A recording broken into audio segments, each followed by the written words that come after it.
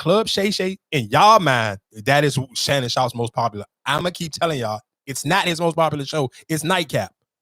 Yeah, once one do the bigger numbers, yes, because that's the one to get picked up on the blogs. But if you talk about even just for me, if I can consistently, let's just say if a Club Shay Shay don't do 1 million views, and let's just say, okay, they drop every week, but all of them may not, well, all of them do 1 million now, but beforehand, they all wasn't doing 1 million. But if I can consistently put out Nightcap and every night is doing 250,000, 6 days a week, sometimes they going 7. So you talking about in the course of a week, I'm still going to hit 1.5 million. This is almost guaranteed. Every episode going to do 200-some thousand views. That's his most consistent. That's his best jump. Most people are there for that. And then especially, and again, for Amanda Seales, I listen texting the homegirl, man, I'm watching the jump. I'm like, oh, cool. I'm about to go follow Amanda Seales again. She kind of won me over because, don't get it twisted, the first couple of minutes of the interview, I was kind of ready to cut it off because she's telling a story where it was basically like she told 2 stories, and her and Shannon Sharpe kind of like bumped heads early in the episode. But so some people, if you kind of really just ain't really trying to watch an episode to say it's 3 hours, it's like 3 hours and 10 minutes, and the very first 15 minutes is super combative, and she kind of shut him down. So the first story was her sitting here saying, she was telling a story about how her and the teacher kind of got into it because she kept challenging the teacher. Like the teacher was giving like misinformation to the classroom. She in elementary school at this time, and she was like basically like challenging the teacher. Like the teacher was sitting here be telling some history or something, and then she would basically call the teacher out in front of the class, and she was basically trying to say, hey, I was the only black student in this class. It was a white teacher for a bunch of white kids. I guess she grew up in Orlando, Florida. She was just like, I kept challenging the teacher. So one day the teacher asked for a meeting with the principal or something, and then basically the principal was like, hey, so why are we here? Whatever case may be, is the mother, is the principal, and the teacher there. And it's like, is the grades? No. Whatever case may be, is Amanda talkative in class? No. She basically said, like, the teacher was like, oh, Amanda is an amazing student, but my only problem with her is that she keeps trying to show me up in front of the rest of the class. So then Shannon Sharpe was like, all right, cool. My only thing to you was and of course, for most people, and I had another young lady, we was talking about it in the DM, and she was just like, why he questioning her? I'm like, dog, you got to remember, Shannon Sharpe is 55 years old. He's from Georgia. He ain't from Atlanta. He's from Georgia. He is from the country. If you listen to his story, he made it into the Hall of Fame.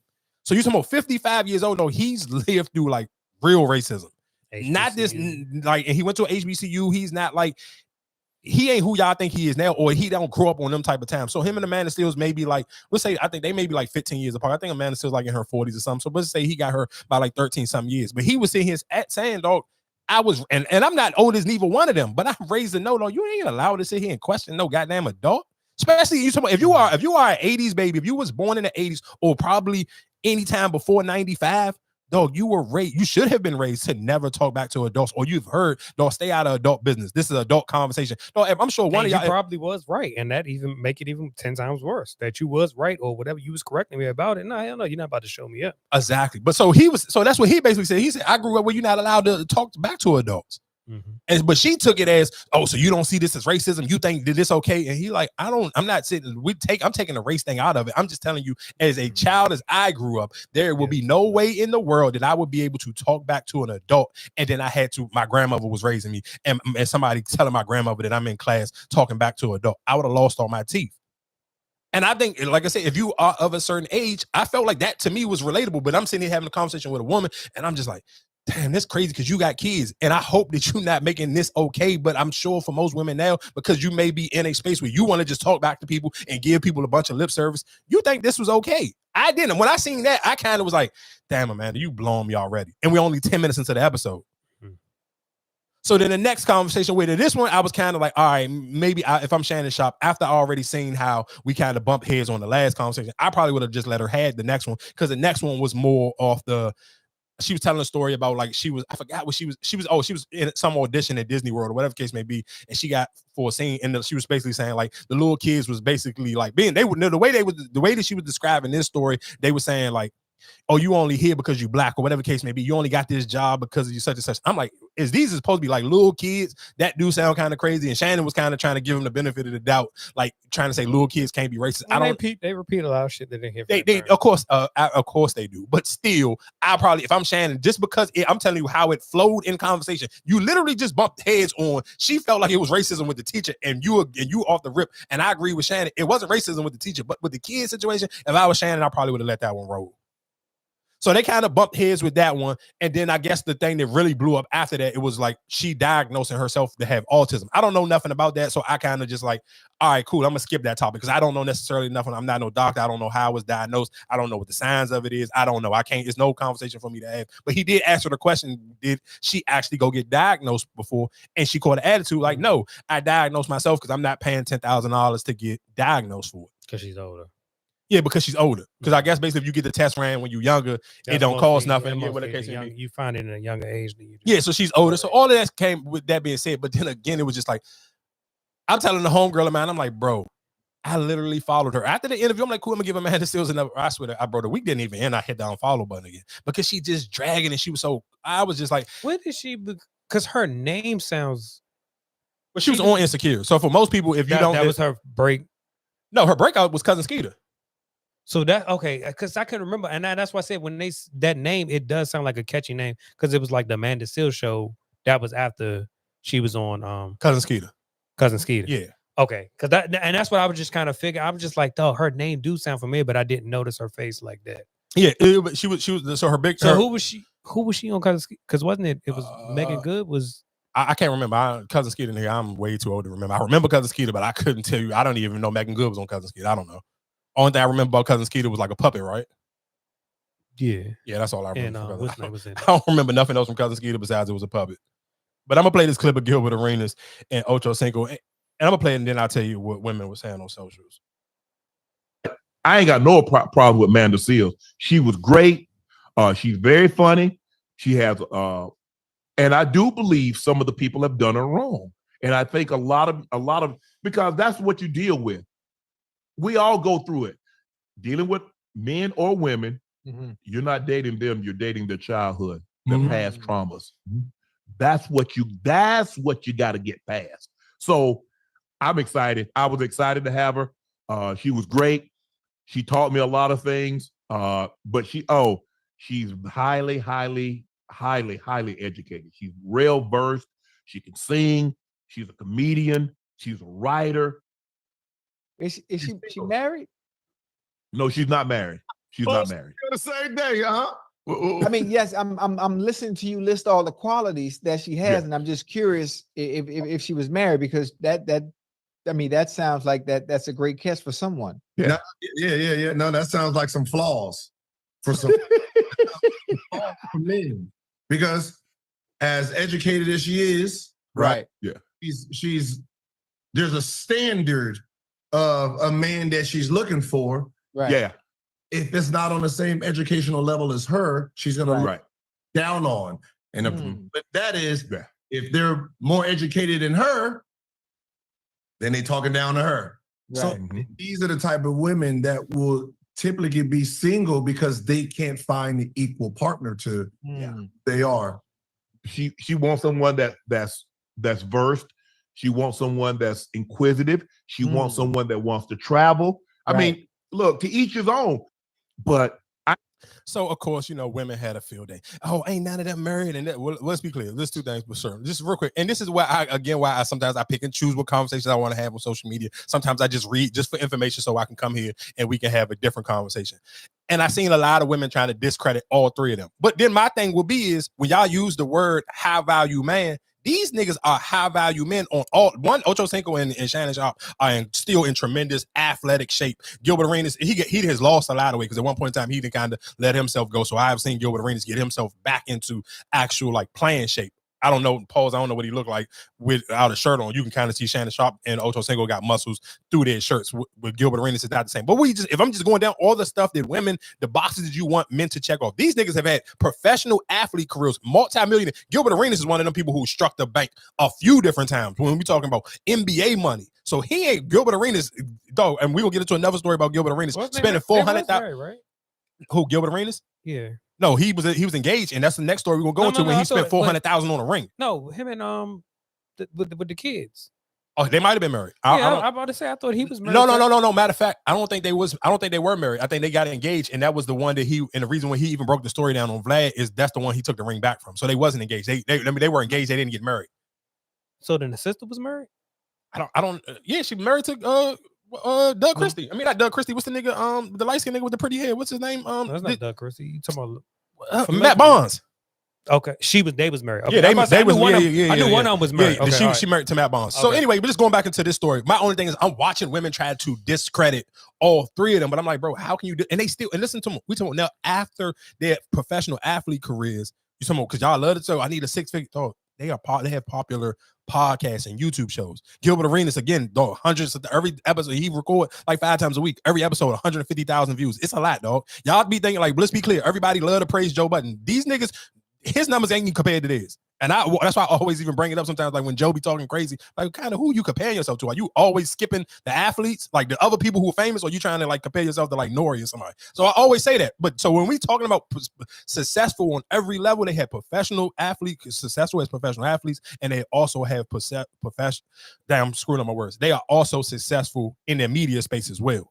But so to see women try to downgrade them and try to like because they giving you opinion that you don't want to hear, and that's the only thing I always hate about women. It's like when you don't want to hear an opinion, you automatically try to discredit the man. You automatically try to throw shade on the man or do whatever the case may be. They ask a legitimate question because you're absolutely right. Listen, even on that Amanda Seales interview, she was talking about the dude. I didn't know she used to date Lupe. She dated Pusha T before. I never knew none of this stuff.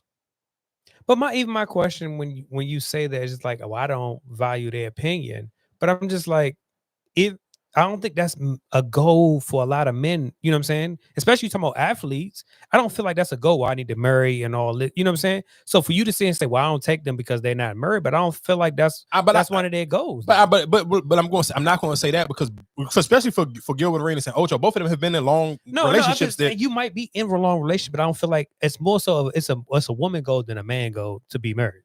I mean, it depends because both of them have tried. No, and Ocho Cinco he's engaged right now. I'm not saying that you're not trying, but I'm saying that's more of a goal for a woman to be like, oh, I want to be married. A man not gonna say, yeah, I want to be married by 35. You know what I'm saying? That's not a goal right there. You want to say? I don't know. I can't. I hear what you're saying, but I feel like it's hard. Man, you're not setting that goal like, oh, I want to. Yeah, because I'm not financially stable as they are. But not even necessarily financially stable. I feel like if that's what you want to be, that's your goal. I want to be loved. You don't have to be financially to be stable. You do. Okay. Well, then you really don't want to be married then. I mean, you do. You just got to move at your own pace. You can't sit here and say, if I'm financially not stable, you can't sit here and just like, I'm gonna rush into being financially stable so I can get married. And then I'm gonna be miserable in a goddamn relationship just because I can be financially stable now, but I just hate the way I'm sitting here making money. Like, no, it's two different things. Like, you got to run your race at your own pace. But both of these niggas have been engaged before. This is Ocho Cinco's second time being engaged.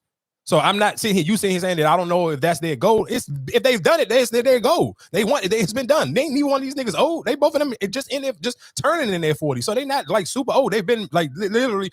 Gilbert Arenas has bought a woman a $400,000 engagement ring. He's actually wanted to be married before he had kids with this woman. So this ain't just like some old nigga just talking just to be talking. He tried to do the walk before. It didn't work out. And that's why I don't think you can discredit somebody because they aren't married to give their opinion, especially if they tried to. And let's be clear, sometimes after a failed relationship, for some people, it's not as easy to move on to something different. And I think after that bad blow up, especially because Gilbert Arenas' bad blow up in that relationship went so south via social media and in the courtrooms, I'm sure he's probably a lot more guarded. And even his conversation when he talk about women, it does come from a place where you can tell 9 times out of 10 he's just a little bit more hurt. His voice, like when he talk, is a little bit different. But for somebody to spend $400,000 on a ring, so and even a backstory for people to hear, I kind of just want to let's finish this Amanda Seales situation, and then we can kind of I can get into the Gilbert Arenas. We jumping all over the place, but even going back into the Amanda Seales situation, and where she was kind of like, it was certain parts in the interview where she was winning me over, but then it was still certain parts of the end where she like, it was after the interview, and then even still me listening to Joe on Saturday, and he was sitting here explaining like, dog, her people reached out to me and tried to get her on the show, and I just would realistically, I felt like the risk wasn't worth the reward, like because when she was complaining about none of the black media outlets giving her a platform, allowing her to talk, and he was like, people, and he was like, her people was reaching out to him even before the last couple of weeks when she was having this situation when people were kind of throwing her and Candace Owens in the same conversation, and he was saying they've been reaching out for that, but then it was just like, he was like, damn, I'm looking at what's happening in Shannon Sharpe, and he was just like, damn, thank God, like this is why I didn't want to take the interview with her, because I'm watching what she's doing to Shannon Sharpe, and I'm not as lovable as Shannon Sharpe. So if she would have did this to me, they would be kicking my back in 20 times worse. Because you got to think about it for Shannon, and this is, I think Amanda Seales probably had to learn the hard way, is if I'm a hardcore Shannon Sharpe fan, I don't care about Amanda Seales.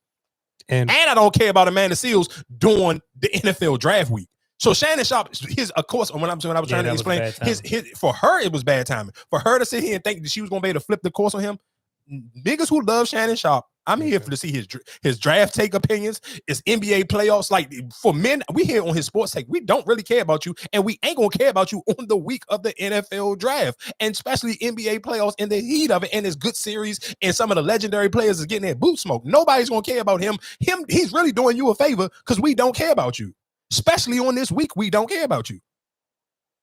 And I think she kind of learned the hard way because she even kind of like basically, don't get it twisted, she tried to throw a lot of shade on him after the interview, but Shannon Sharpe kind of like he never talked crazy about her. He never kept having no dialogue about it. He said that he had that little piece, and I think he may have said like one other thing, and he kind of just left it alone. But I think to me, I guess the bigger takeaway was, and the piece that I liked the most, and I kind of felt bad for her, was the Issa Rae situation. And I think that was kind of the part where it kind of had a lot of people look at her a little bit funny. I think a lot of people kind of started to judge her differently when the Black Emmy party and Black Oscar party, one of them awards. No, she got invited to this one, but it was because her and Issa Rae's PR person was having a fallout. Like they just kept on. Issa Rae PR person eventually came out and just told her, "No, I don't like you." Literally came out flat out, told her, "I don't like you." But Issa was kind of like trying to play both sides, where she was kind of at one point in time where it was like, and let's be clear, everybody loved Issa Rae. And Issa Rae is something, and the sad thing is, and Amanda Seales kind of even talked about that. It's like, it's the colorism thing, because everybody gonna kind of always want Issa Rae is the super successful, natural body, dark-skinned woman. So everybody's going to naturally just love her, or even a lot of people who may not naturally love her are going to fake show her love because realistically, you don't want to sound like a colorist. You don't want to sit here and shame that it's not too many. Yeah, I think about the end of, and we talking about that freelance to be able to create shows at whatever pace that you want. It is the Issa Raes, and it is the Lena Waithes, and it is the men. That's it. But it's still only maybe like 5 or 6 Black people who have that space. So nobody's really gonna ever kind of like speak out on Issa Rae. And let's be clear, it still was a lot of people defending Issa Rae. Like, so it was still just, even after she telling this story, and it was just like, because everybody, of course, after she tell every story, a lot of people, the biggest takeaway was like, it seemed like she always playing the victim. But I did kind of feel bad for her, because I'm like, damn, I love Insecure, so I love Issa Rae. No, let's be clear, for after Insecure, the way Issa Rae didn't fumble, once she kind of rubbed me the wrong way when she took Insecure and put it back on HBO Max. So it was like, we done built up a show and then you put it behind the paywall. I kind of felt some way, but then you fumbling the bag and allowing them to cancel Rap-ish, and you kind of never came out and said nothing behind it. You really ain't do. To me, I felt like she fumbled the ball even when it came to promoting Rap-ish. So Amanda Seales telling this story now, you kind of found me at a sweet spot, because I'm not super team Issa no more, because I feel like you fumbled Rap-ish and you did a horrible job at promoting it, because I told y'all she didn't even take it on the Breakfast Club. So I felt some type of way about that. So you telling this story was at the right time, and I was like, damn, I feel for her, because she was basically saying, like, people were saying that she was hard to work with on the Insecure set, and then she basically was explaining different stories from even when she got into it with what's Keke Palmer, baby father, with his brother, whatever case may be, and she was basically sitting here, like, she told her story how she kind of looked out for him and told him, I guess him and the girl who worked at Best Buy on Insecure, he ended up getting her pregnant, and he ended up, and she, like, was telling him, people was talking about him behind his back, whatever the case may be, he may need to tighten it up or whatever the case may be, because people on the set is kind of like, they looking at you kind of funny, so you probably need to figure out whatever you got going on. So she even explaining that story, it was like, all right, it made it believable. Like, towards the end of the interview, I was just like, damn, I felt bad for her. Because, like I said, at the beginning, it was kind of rough, and I was kind of, even just when her and Shannon Sharpe had their moment where he asked for, like, a dap at first, and she was kind of shady with the dap, and even when they originally was promoting the show, it was like how it started and how it ended, where it was like him asking for her for a dap, and she was kind of being shady, and then towards the end of the episode, she asked him for a hug and gave him a hug. And they had like a little laugh and kiki, and then it was just like, damn, after it's over, you kind of going to like, and I think some people, again, when we talk about when people pray for their moments, I don't think she's not prepared to have like the spotlight that she's looking for. I don't think she's mentally prepared for that spotlight. And I think she wet the bed, because she had a moment where everybody was kind of on her side. And then some people, of course, like some people like heard it and they felt like, oh, you just playing victim or you screaming victim. So it was kind of like, it was on the fence. And then she kind of linked more into, let me shit on Shannon Sharpe instead of trying to highlight how it was a great interview to me. I literally finished that interview before all the mess on social media. I was like, I literally DM'd the homegirl. I'm like, no, you should watch this interview. It was a good joint. I like it. I liked it a lot, and it made me look at her differently. But then it was just her behavior after it got on social media. Yeah, after it got on social media, and I even go to it wasn't what's name? It's My Brother and Me. Oh, My Brother and Your Me, not brother, Cousin Cousin Skeeter. Okay, my bad. I'm gonna play this clip that I had it. And she the crazy thing, she deleted the joint. I had it. So I don't know, somebody must have said something to her about it. Is it a meme? Oh, I thought Swipe. What you mean? Swipe it how? It ain't no meme. I recorded it, but I thought I don't know why it ain't playing. Maybe because I deleted it out of my phone. I don't know. But anyway, yeah, it ain't playing. I don't know what happened.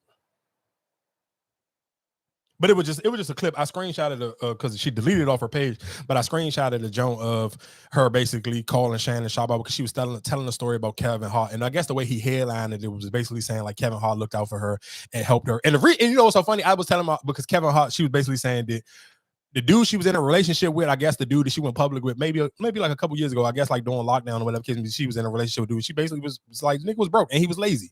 And she was the one paying all the bills. And Kevin Hart because I think Live Nation was trying to cancel some of her dates and Kevin Hart spoke up for her and let the dates keep going on. But when she was telling the story and I'm telling the homegirl, I'm like, oh shit, Amanda Seales cool with dating a broke dude. And that's the only thing I do see. I don't like that Shannon Sharpe kind of like flipped her words when he was describing like what she was looking for to date, because she did say in that interview, the dude don't have to be super educated. He just got to be okay with learning. Like, I don't need somebody to be just as smart as me. And I don't need you to have as much money as me, because then she even kind of threw shade at, like, she just said, I done paid for some of y'all favorite rappers to, you know, be able to get off of probation and stuff like that. Or I went and lied to the judge for them and some more stuff. So she seemed like I said, even when she was telling her story about, like, I'm not a fan of Floetry, so I really didn't know that she was a member of Floetry when, I get one of the other girls left and it was just her and Marsha Ambrosius or whatever the case may be. I don't necessarily know. I'm not really into Floetry, but even when she was explaining that story, I was just like, it was making you like her. And it was even like, you can even watch Shannon kind of be like, all right, I can see where, you know, certain things where you may just got a bad rap, but you still a decent person. And then, like I said, literally, dog, she wet the bed. I don't think she was ready for that moment. That moment she keep complaining about that she looking for, I kind of understood where it was like, yeah, if I'm anybody and I got a platform, I don't necessarily know if I want to bring her up on it. And it do kind of made you for a second. I'm like, damn, she did used to go on the Breakfast Club a lot. I'm like, damn, Angela, you be kind of having every and anybody on there. And Angela, you ain't even brought her on it. It got to be something extra to it. And it kind of played out after the interview. It made sense on why nobody else brought you up to this situation. So, I mean, like I said, shout out to Amanda Seales, I guess. Pretty sure the same reason why nobody would bring Kanye up to that. Yeah, they probably won't. But some people probably still will risk it with Kanye just because you know it's going to do crazy numbers. Like, you know a Kanye junk going to do millions. It's going to do millions, but then you're going to lose a lot too because the shit he might say. If he go in there and say some wild stuff like he did on Drink Champs. But I feel like, do you think she bring the kind of the same value type? Like, she might say something wild, but no. Anything that she say, it is because that's why I say I don't know her work, so that's why she's not a Candace Owens. No. Okay, hell no. She the complete opposite of Candace Owens. Hell no. She definitely on her super. Let's be clear. She be on she on her super black woke stuff. Hated. Like no. But people just don't like her because what she doing on social media. Like, just go and look on her page, the way she. Let that John load up. But just the way she's been carrying Shannon Sharpe after it was all said and done, that to me is more the reason why people just don't like her. The black people don't invite me. Yeah, black people don't invite me nowhere, but you get on there and you still dragging them. Yeah, like you got invited. You got invited to the biggest black platform. There is no platform bigger than Shannon Sharpe platform. Yeah, it's not. And he invited you on this platform and you shitted on him. So it's like, you got to think about it. For somebody, and again, I'm sure for most people looking at it, even like when Joe was saying, like, I know for a fact people don't like me as much as they like Shannon Sharpe. And I'm watching what you're trying to do to Shannon Sharpe, and it's just not working how you expected it to work because you probably just didn't realize how many people liked him. So let me ask you, just in the creative space and in a content creator, is that more of a cheat code because the athletes have people who are fan of you just because you're no, because Joe Budden got that shit on his podcast and nobody don't watch that shit. No, I'm just saying because you got a fan base where it's just like, all right, I'm a fan of you as a player. No, I'm coming to you. Listen to what I'm telling you. Joe Budden has that dude to play for the Colts. Whatever what's his name?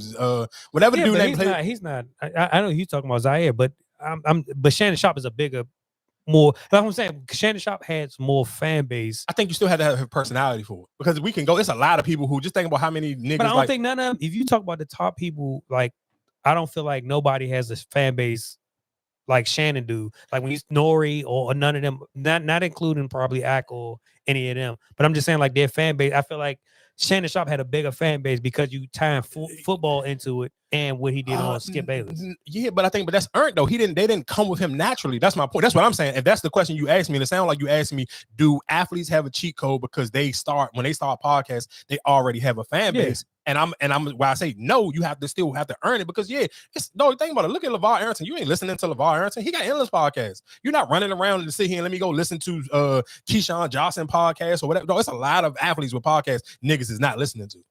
So you still have to, but you still got a fan because even like with Gilbert, I feel like Gilbert does a good number because Gilbert because Gilbert Arenas is a great. No, he is a great person, but I still also feel like you still bringing almost damn near $500,000 from your career. No, because I can sit here and say, this look like a perfect example. Jeff Teague, when I caught Jeff Teague early before his stuff started to go viral, he was only getting like 1,500 views. But that's my thing. It's just like even with him, he is out of Shannon Sharpe and Gilbert Arenas, he's like a celebrity for athletes. Yeah, but guess what though? But when people start to get whiffs of it, and he started to go viral. Even with Lou Will, I feel like he's bigger than Lou Will. I mean, no, Lou Will's bigger than Jeff Teague, but because we never seen Lou never seen Lou Will's I guess he don't have one. So he don't have one. So we don't so listen to my point. So listen to exactly what you just said. So perfect example. What you saying? Lou Will, he got a podcast now, I think. Yeah, him and no, guess what? Nobody cared. Cat Williams. No, guess what? Nobody cared. Nobody don't watch it. Thank you. Whatever.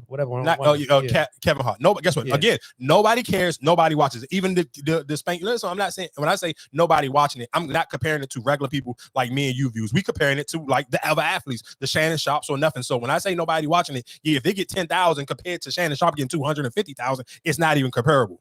Yeah, Lou Will Drake got a whole song called Lou Will. So, but listen to, and guess what? It don't match. So I don't give a fuck. He's born, nigga. When I cut it on, he's born. I don't care. Yes, you're a cute nigga. Go get you some pussy. I don't want to hear you talk, nigga. You can't talk. It's dry as shit. Nobody give a fuck. Sorry, it's the truth. Like, you do have a certain level of cheat. Yes, you do, because off of name recognition, somebody, if it's just me compared to Lou Will, somebody will give Lou Will a random listen. Yes, because he's Lou Will. But does that mean that people will come back and listen? Hell no. You're right. So yeah, you absolutely right. If athletes open, or do athletes have the cheat code where they can get a random listen? If I'm just on YouTube and I'm scrolling and I see that they got a podcast, may I give it a listen just because I may be familiar with their name? You're absolutely right. But I don't sit here and think that comes back to, will I continue to get guaranteed listens? Will people still run and listen to myself? Even just how much people love Draymond Green. Draymond Green still don't do as much numbers as Gilbert do. Well, okay.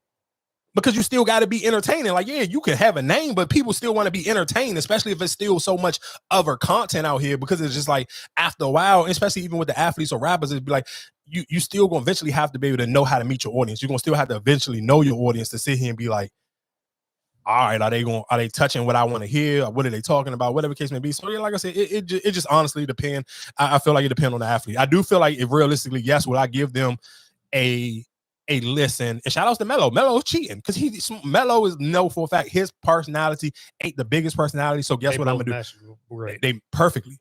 Jesus is. But I feel like that. I mean, no, it's Mero. It's Mero. Both crowds. Yeah, you bringing the podcast crowd or whatever they had. Yeah, they already have a podcast crowd. They already had a huge following on Twitter and on social media. For people who don't know what we're talking about, then we can get into something else. Jesus and Mero, of course, they broke up. So Mero does a podcast now with Carmelo Anthony. It's called 7 p.m. in Brooklyn. But he is the entertaining part. Like, he know how to project his voice. He know how to make a push in a laugh where it's supposed to be a laugh at. He know how to make sure the conversation don't go dry because he's been doing podcasts forever. He is a professional podcaster, so he know how to say, can I take somebody new like Melo, but I can use Melo name, so it's going to help already do numbers, and I'm going to be the entertaining part to sit here and make it continuously do numbers, so people don't come and just listen once and don't never listen again. So yeah, I mean, it is the